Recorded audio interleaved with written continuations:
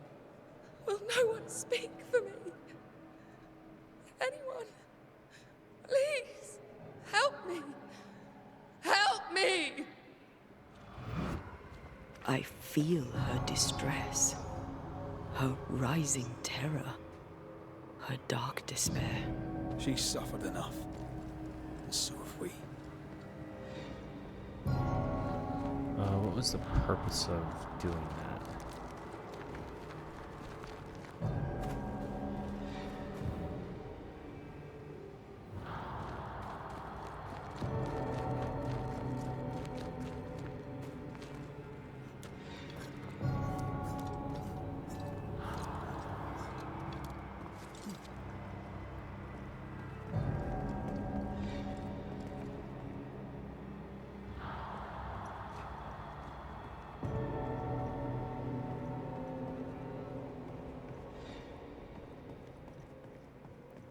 Is that her body? It's Antea.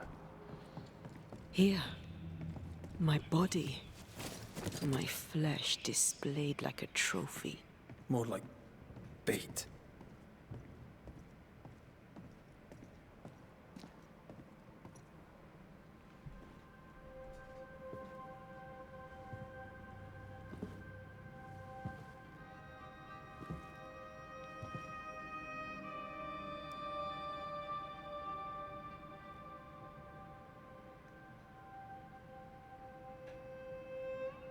So, the circle is complete.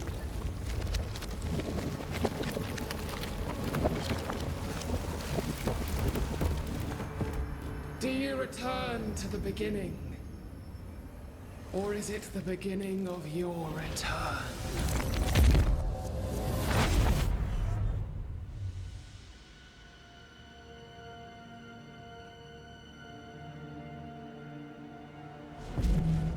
A paradox. How clever. How it pleases you to play with time. I do not play. Deborah, we know what happened to you. We know what they did to you. What they did. What they do. I shatter yet. We're not here to hurt you. You have my body and I want it back. That's all. Help us. Because we can help you. No, you cannot.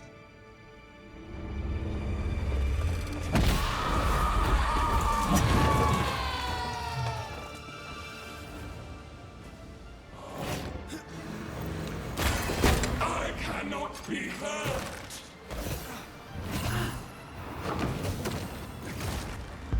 You so gullible.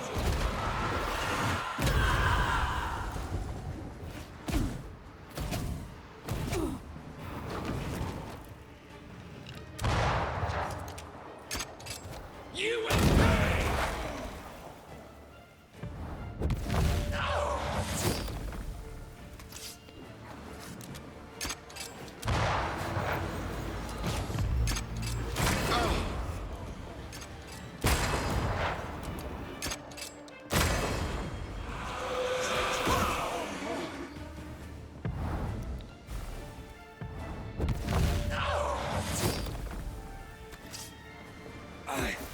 I'll crush you! Let's build up our spirit.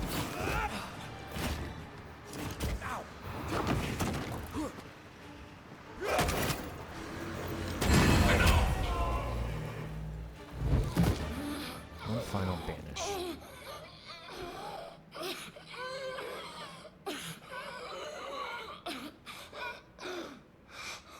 Enough.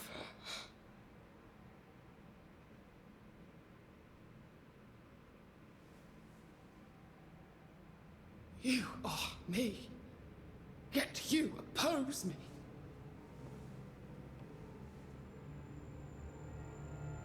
They murdered us.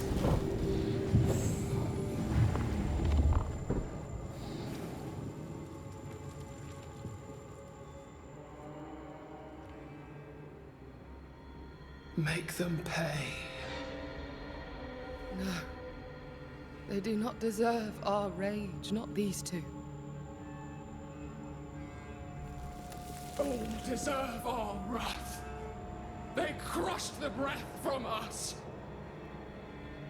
You know this. You asked for this.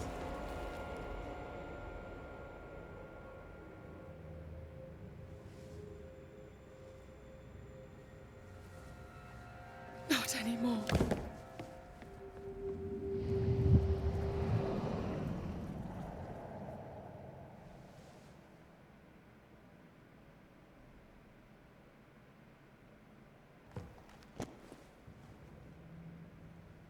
It's over. You have been heard. The truth is out. No! Come back! Feed upon the pain, the treachery, the outrage! No more. It hurts. Behold my wrath! They will subdue you once more! They need not go on. Definitely.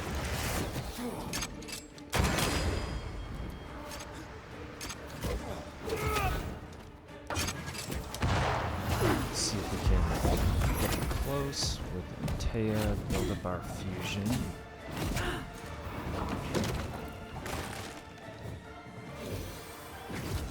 Remember the bite of the chains! They seek a monster. Let's go. Don't give it to them.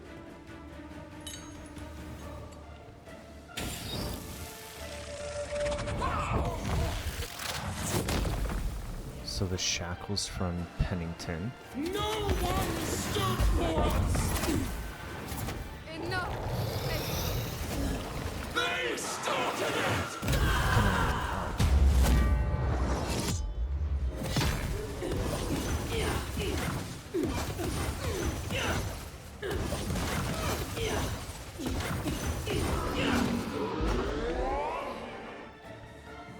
With feathers. Haskell's quill.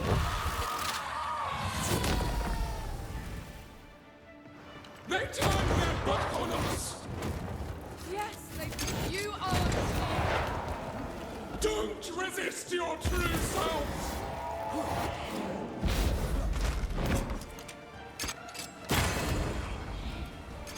You were betrayed. You were innocent. And finally, the heart.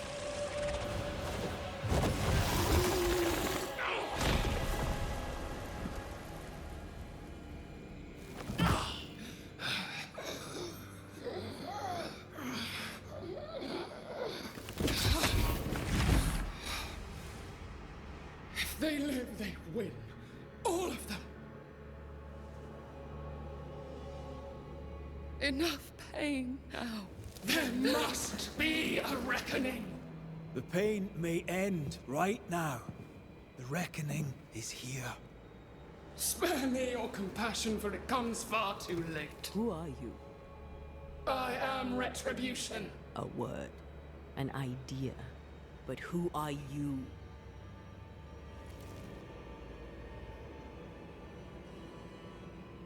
I am her fury. No longer. I am their nightmare! You were.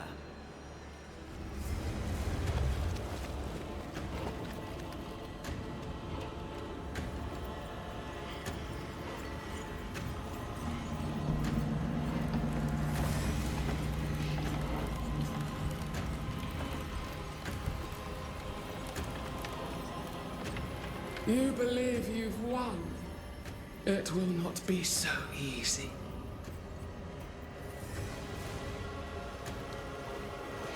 For I wound your dreams.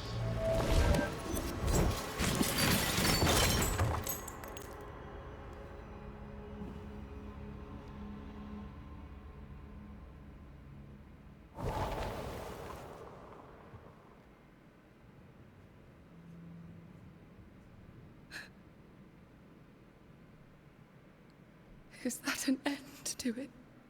Yes. If you want it to be. Are you sure?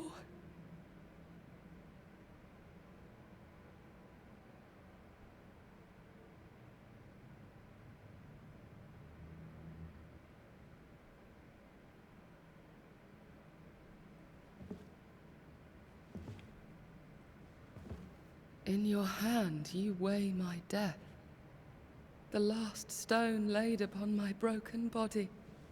I'm so very sorry. Will you leave? Are you ready? I have lingered so very long.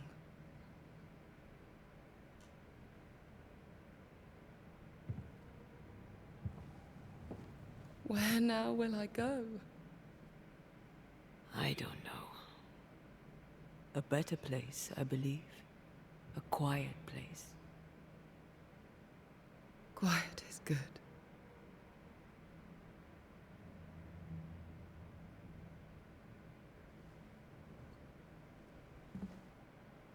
Deborah Comenius, mere words can ill describe your suffering. And if they could, I'd not utter them now. Enough wrong has been done you. Your tale is told, and we thank you for it.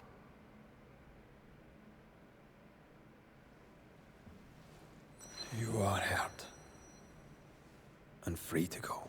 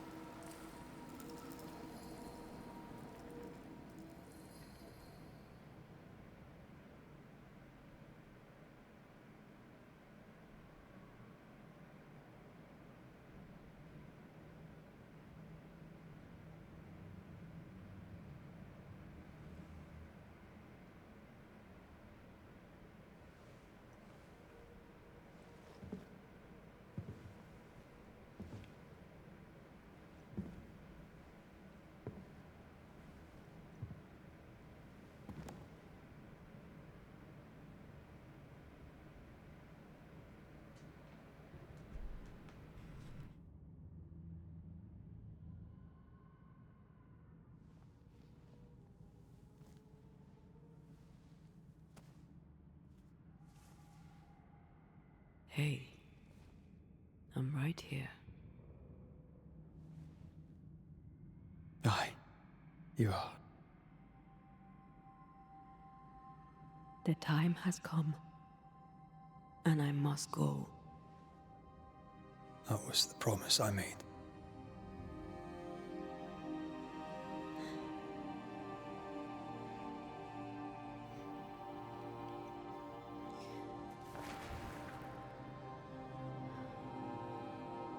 We've done good work here. We've made my death count for something. Someday, we'll meet again. Take all the time in the world.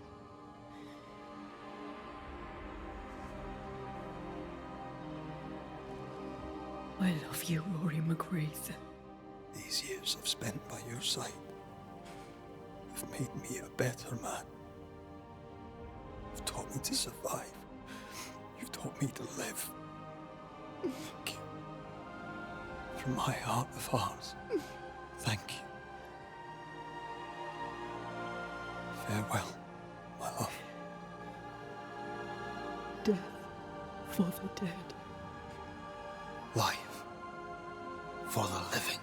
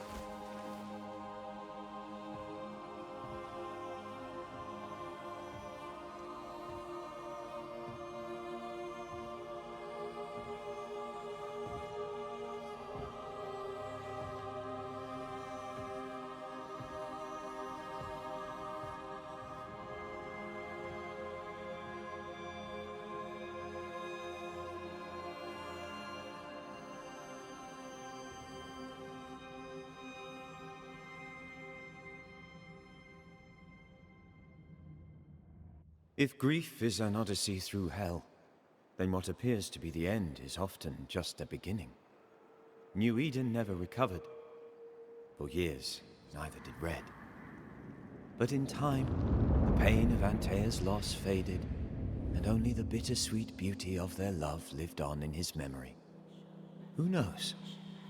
Perhaps, years from now, a legendary Scotsman, his hair grey, shall sit with his children and many apprentices and tell them a story. The tale of his beloved Antea.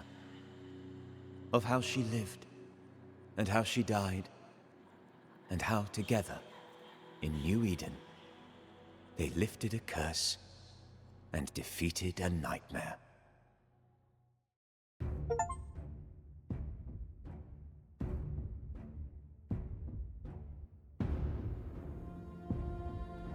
Alright, I'm gonna let the credits play and give my thoughts on the game. That was a very beautiful ending, I'll say. A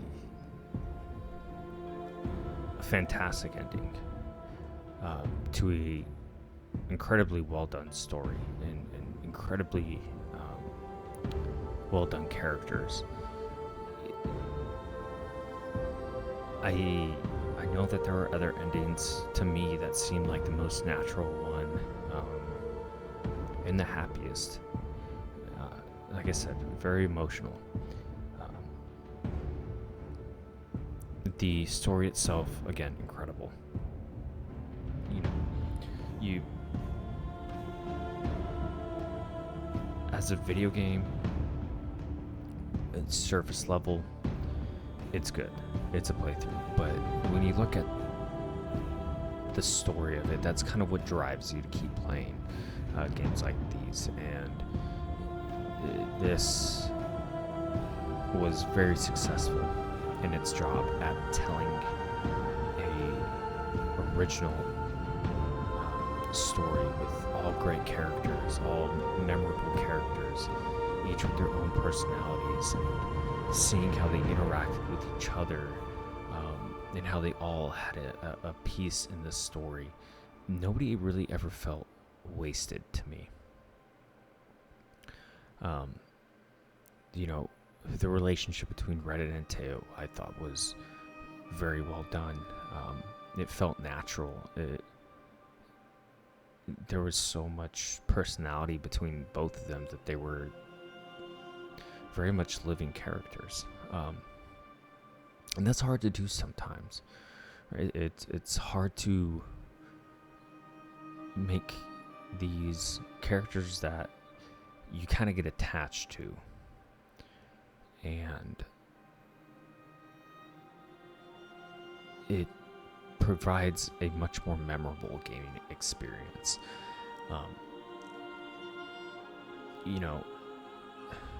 And with that gaming experience,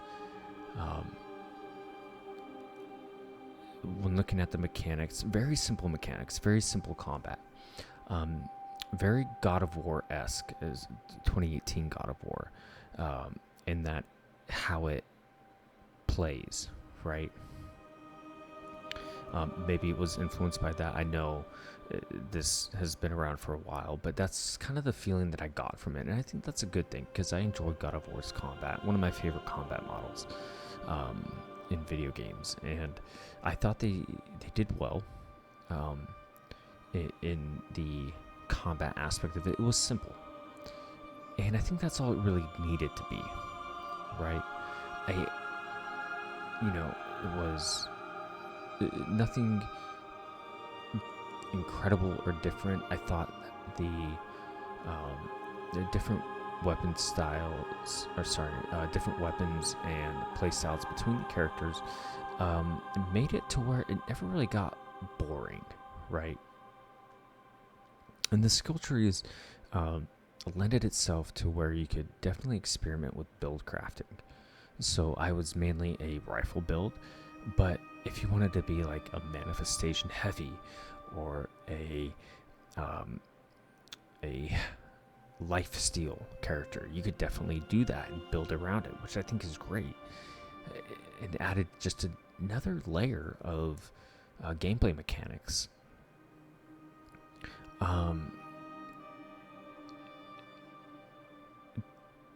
The going back, I thought it did a good job connecting the world.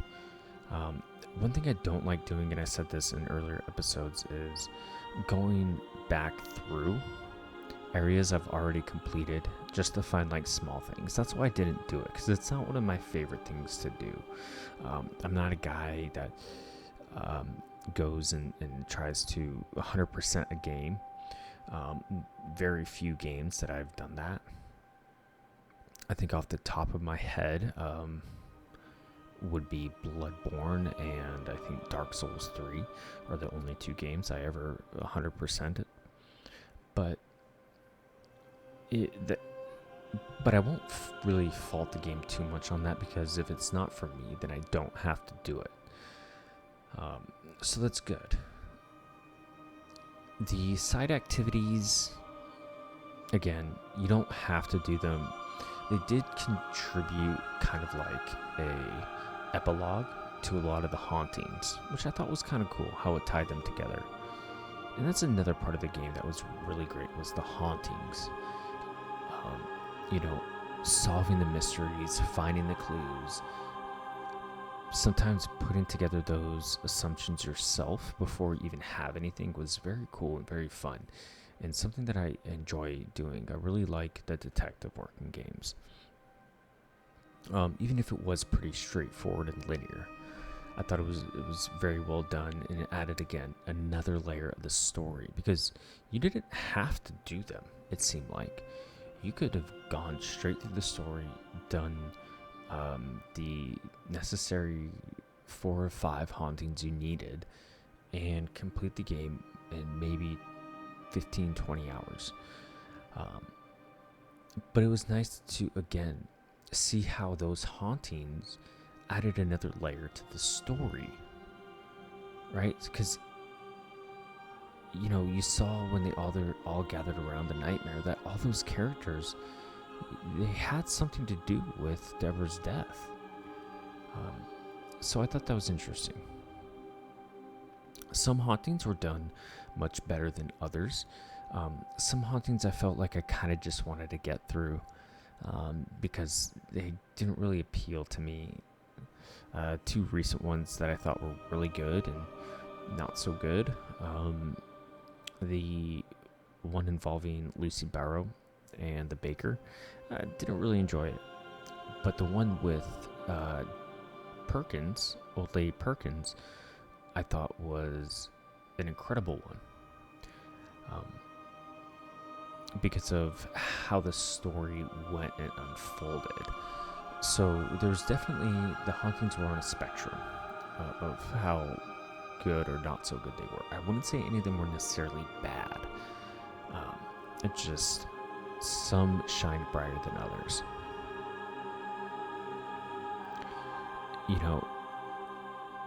There's a lot of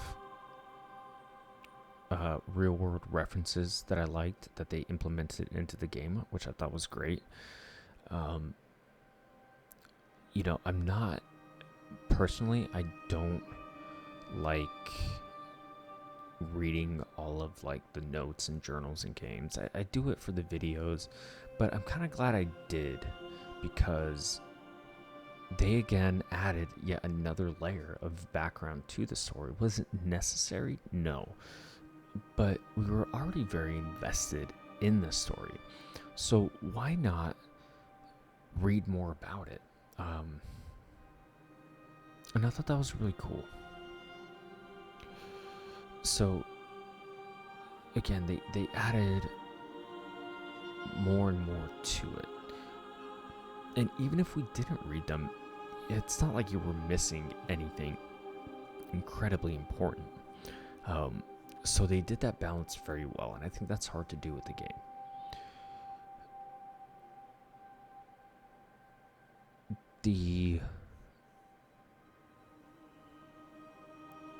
Again, the characters were great. The overall story, again, amazing. Gameplay, good for what it was.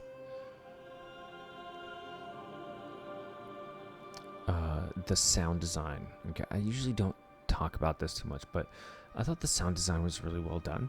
I thought the music was also really well done. There's this one, I think, like song or little snippet that involves like a xylophone that kind of makes my skin crawl when we encounter like a scary place, I guess you could say. And yeah, I thought that was really cool. The voice acting was superb. All the voices were great. Incredible job by all the voice actors. Red's voice actor, you could give that man an Oscar.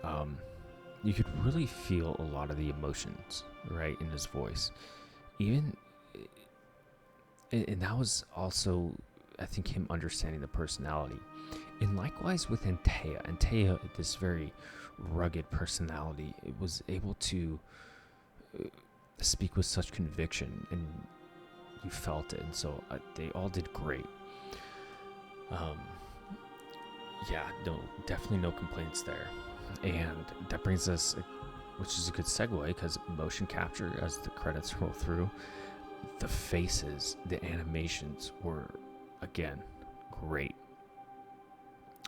I know Don't Nod may not be as large of a studio, and sometimes the lip syncing was a little off, but it didn't detract from the presentation. Some games don't even go into that good enough detail, but they did an outstanding job there. Again, you could really see kind of the pain in Red's eyes and the sorrow in Antea's eyes, and especially in that last scene, it's just incredible. So the motion capture team did outstanding. The graphics, no complaints there. Again, smaller studio, smaller than most, but still the graphics were great. The game ran amazing. No performance issues, no crashes, no bugs, nothing like that.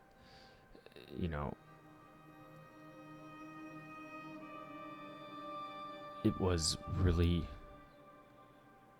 a great gaming experience. It really was. And kudos to the team, kudos to Don't Nod, and it really makes me want to play their other game, Vampire. And I hope to see more from this studio as well. Even, heck, give me another Banishers. I would definitely enjoy that.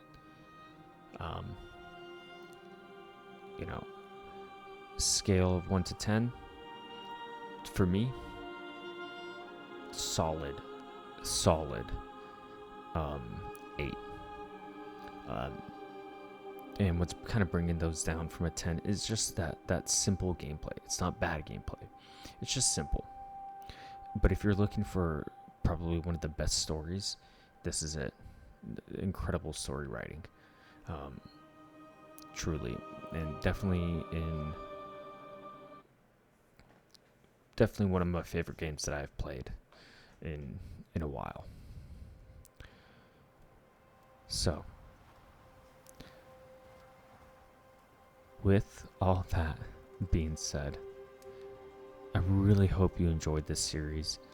Really hope you enjoyed the game. If you have the chance to get a copy, get it. Do yourself a favor, play the game. You'll have fun. I had a lot of fun. Again, I can't stress enough just how great this story was. For such an original idea too. It really was an amazing time. And again, shout out from little YouTuber me, but Don't Nod did, and the rest of the team that made the game did a great job. Alright. With all that being said, really appreciate you stopping by, and we'll see you next time.